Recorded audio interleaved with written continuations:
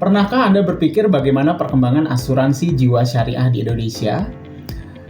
Di tengah potensi umat muslim terbesar di dunia, ternyata perusahaan asuransi jiwa syariah memiliki cerita yang menarik.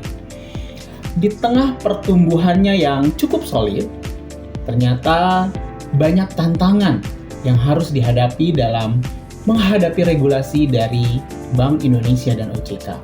Lalu bagaimana strategi jitu bagi perusahaan asuransi jiwa syariah dalam menghadapi tantangan regulasi dari Bank Indonesia dan OJK?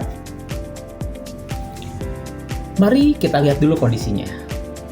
Saat ini, industri asuransi jiwa syariah mencatatkan tren positif. Ini ditopang oleh adanya kesadaran masyarakat betapa pentingnya memiliki perlindungan berbasis syariah. Banyak perusahaan asuransi syariah yang sudah mencatatkan aset dan kontribusi yang cukup solid di tengah kondisi ekonomi yang menantang. Ini didukung pula oleh semakin berkembangnya ekosistem ekonomi syariah di tanah air. Namun, di tengah perkembangan industri asuransi jiwa syariah yang positif, masih ada penetrasi pasar terhadap kondisi asuransi jiwa syariah yang masih kecil dibandingkan dengan industri asuransi konvensional.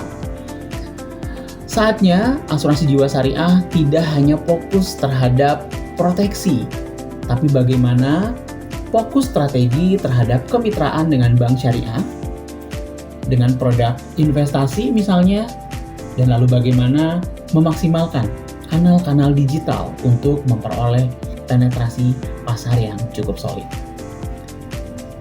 Potensi besar terhadap penetrasi pasar industri asuransi jiwa syariah otomatis akan diawasi ketat oleh Bank Indonesia maupun OJK. Hal ini tentunya untuk menjaga stabilitas dan kepercayaan publik.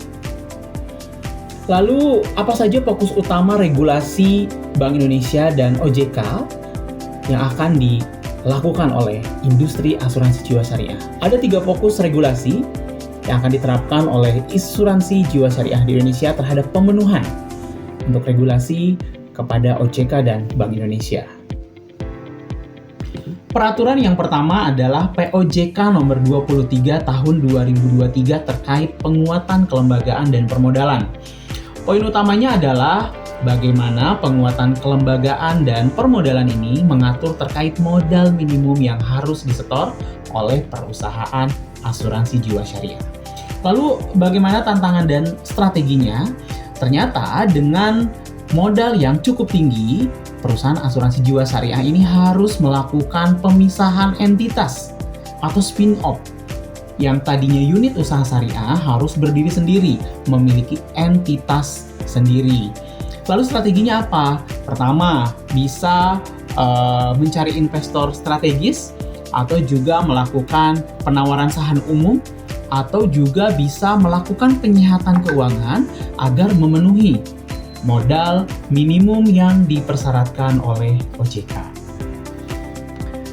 Peraturan yang kedua adalah Undang-Undang Nomor 4 Tahun 2023 terkait pengembangan dan penguatan sektor keuangan. Tantangan terhadap Undang-Undang P2SK ini adalah perusahaan asuransi jiwa syariah dituntut untuk memiliki tata kelola yang transparan dan akuntabel. Lalu bagaimana strategi untuk menghadapi Undang-Undang P2SK ini?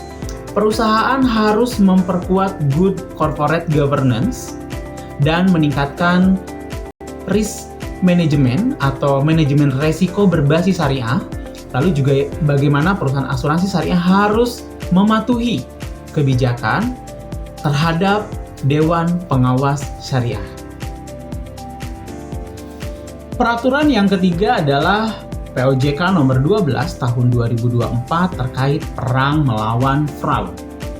Poin utamanya adalah perusahaan dituntut untuk membuat kerangka kerja bagaimana memiliki atau strategi melawan fraud dengan efektif.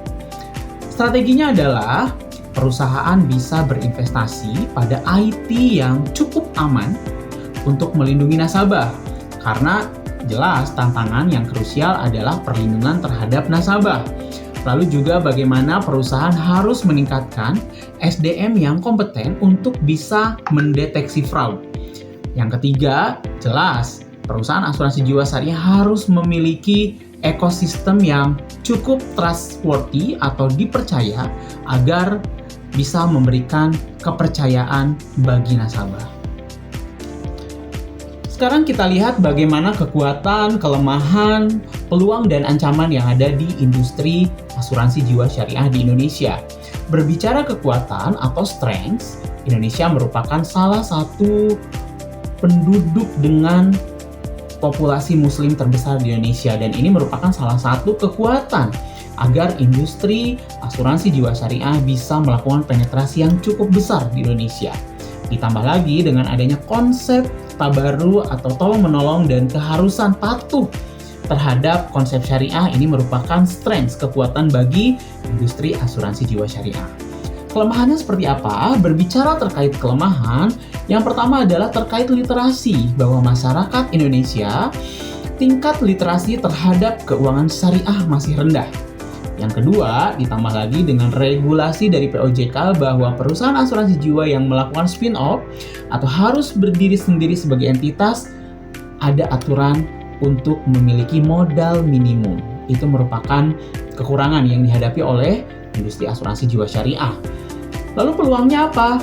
Peluangnya adalah bahwa pemerintah saat ini sangat mendukung terhadap ekosistem keuangan syariah di Indonesia. Ditambah lagi dengan bonus demografi di Indonesia merupakan salah satu peluang agar industri asuransi jiwa syariah bisa meningkatkan penetrasi yang cukup tinggi di masyarakat. Ancamannya seperti apa? Ancamannya adalah yang pertama adalah regulasi terkait modal minimum tadi yang harus disetor oleh perusahaan asuransi jiwa syariah yang akan melakukan spin-off. Dan yang kedua sudah pasti bahwa persaingan ketat antara asuransi jiwa syariah dengan asuransi jiwa konvensional yang sudah cukup lama ada di Indonesia merupakan ancaman yang cukup serius bagi perkembangan industri asuransi jiwa syariah di Indonesia. Lalu, bagaimana strategi untuk adaptasi, inovasi, dan kolaborasi bagi asuransi jiwa syariah di Indonesia? Ini bukan hanya untuk bertahan, tetapi bagaimana industri asuransi jiwa syariah di Indonesia tetap unggul di tengah regulasi yang ketat. Yang pertama adalah terkait penguatan digitalisasi dan inovasi produk. Bagaimana industri asuransi jiwa syariah ini bisa kuat dalam digitalisasi dan inovasi produk yang cukup relevan bagi nasabah-nasabah saat ini. Yang kedua adalah bagaimana meningkatkan literasi dan edukasi. Ini tentunya industri asuransi jiwa syariah, perusahaan asuransi jiwa syariah harus aktif mengedukasi tentang perbedaan mendasar antara asuransi jiwa berbasis syariah dan konvensional. Lalu yang ketiga adalah bagaimana perusahaan asuransi jiwa syariah ini harus bisa melakukan sinergi dengan lembaga syariah lain. Ini bukan hanya meningkatkan basis nasabah yang sudah teredukasi, tetapi menguatkan ekosistem dalam produk dan layanan berbasis syariah. Regulasi terkait Undang-Undang P2SK, POJK 23, dan POJK 12 memang menantang. Tetapi esensinya adalah untuk memperkuat industri dan meningkatkan perlindungan konsumen serta mendorong efisiensi. Mereka yang berhasil adalah mereka yang mampu mengubah tuntutan regulator menjadi standar operasional yang pada akhirnya akan meningkatkan kepercayaan kepada masyarakat.